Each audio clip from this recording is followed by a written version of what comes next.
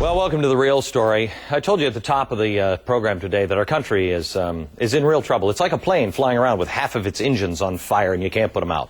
No matter which way you slice it, we are now in for a hard landing. Our pilot's job now is just keep that plane from falling out of the sky and killing everybody on board.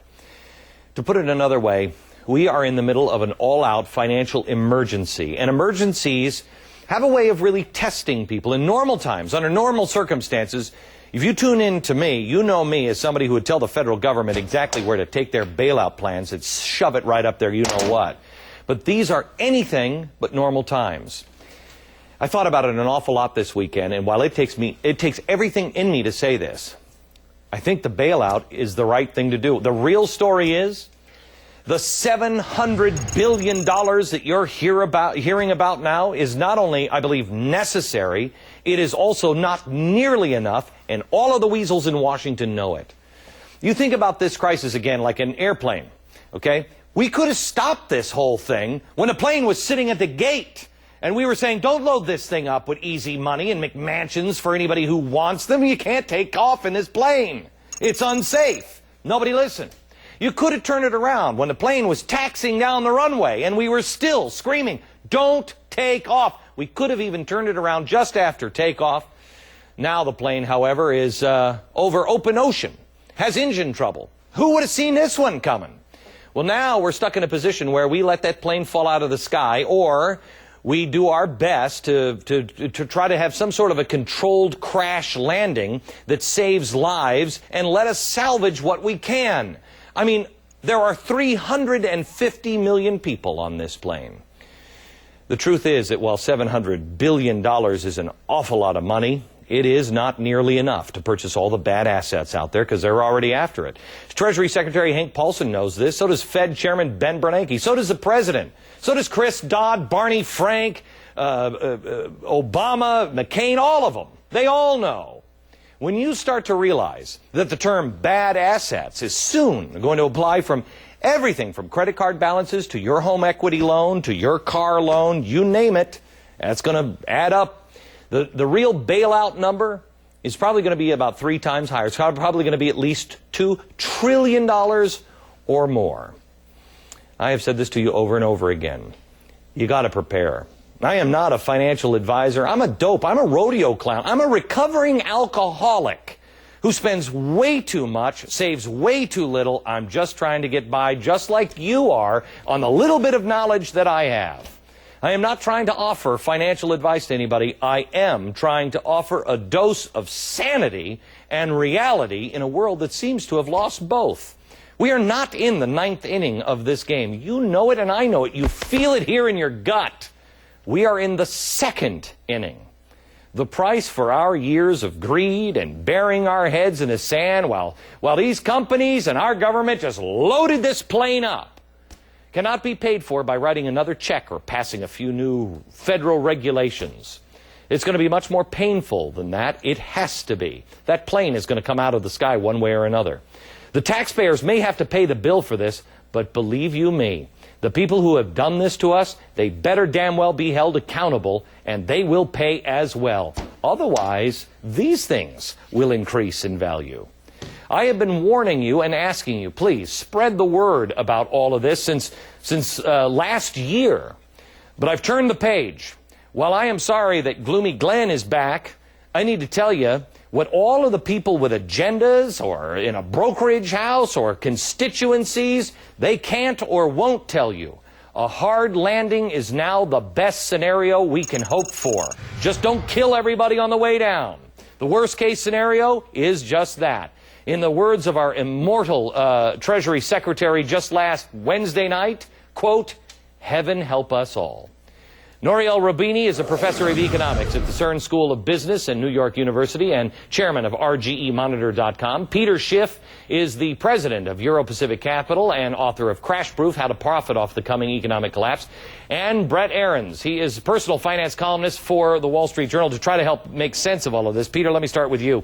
The bailout, I see this as just stopping the plane from falling out of the sky. Is this naive of me?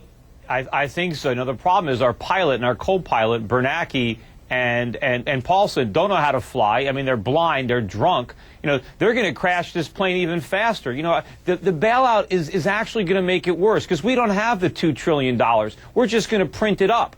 Instead of just the entire economy coming down, we're going to take our currency, and we're going to have a much bigger crisis when our money isn't worth anything and interest rates are double-digit because nobody will lend us anymore. All right, that's what I thought going into the weekend, and then reading more and more and seeing how Noriel, were we not in 1929, just this last week, we were on the verge of a total meltdown in our economy, and most people don't even realize that.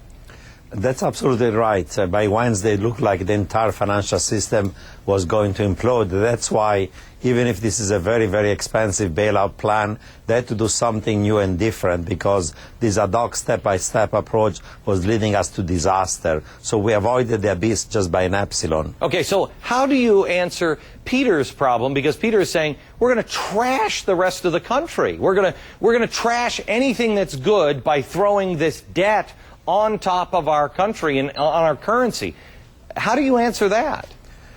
There is a significant risk, and the problem is also that we have privatized the profits and the gains, and now we are socializing the cost of this massive amount of greed and risk-taking. That's a problem, but you have to ask yourself, if you have a collapse of Wall Street, you're going to destroy also Main Street.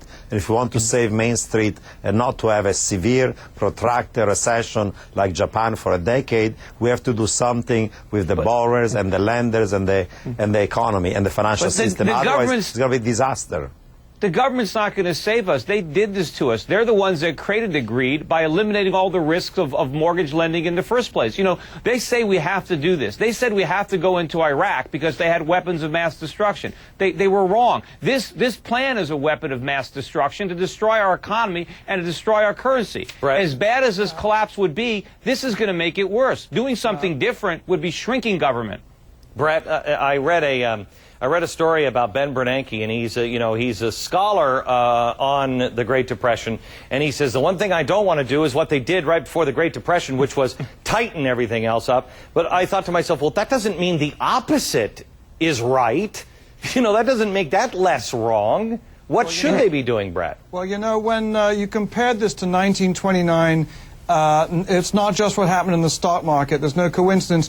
We also just passed another milestone, just like 1929, in that our household debt surpassed our GDP. Our debt levels as a percentage of GDP are at about or higher than they were in 1929. And that's really where all of this has started. Now, I think this bailout plan is absolutely necessary. I think that the alternative is a disaster. But I hope that this is going to be a wake-up call for all of America. People have got to prepare. People watching this at home have got to realize that they have got to adapt to this situation. What's going to happen in the next 5 to 10 years is going to be quite different and much tougher than in the last 5 to 10 years. And you need to control the things that you can control. People have got to cut their spending. They've got to start rebuilding their balance sheets, getting their debt levels down. But how are they going to do that? But the government is just borrowing and spending more money. They're not letting the market fix the problem. And how are we going to get out of this mess with more government, with more inflation? Listen. You know, the reality, we can talk about this, but when you have a run on the bank, the government has to step in. The government, in 1929... By destroying our money? No, what good is it if you get to the bank and get your money and it's not worth anything? Listen, you're complaining accurately about the problems that got us here. The problem is this.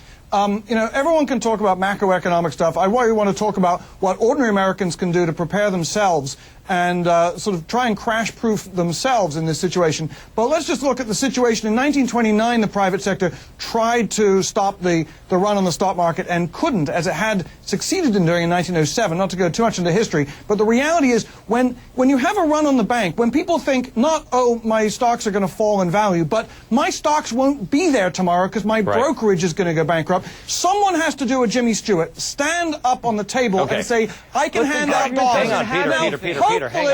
Hopefully they won't have to hand out all those dollars, but without someone saying I'm willing to do so, the whole thing ends. Noriel, let me go to you, because my idea of this bailout is not that it's going to work. I mean, I don't think that this bailout is going to stop everything. I think there's massive collapse of other institutions. We were on the verge of losing gigantic corporations last week as well. There's more coming around the corner. I think it is to control the crash. It is going to crash if you do it or if you don't do it. One way, it's guaranteed to crash and be awful and really ugly and bloody. The other way, it's going to crash, but we might have a little less blood. Do you agree with that or not? Yes, I do agree with you. At this point, the recession train has left the station. Yeah. We are in a recession. Consumption has been falling for 4 months in a row. At this point, the banking crisis and the financial crisis train has left the station. There is going to be a banking financial crisis. We're going to have a hard landing and a crash. Yeah. As you suggested, the difference between a controlled crash or a total collapse. And this bailout plan, if implemented properly, is going to lead us to a controlled crash. Okay, guys, that is the real story tonight. Back in a minute.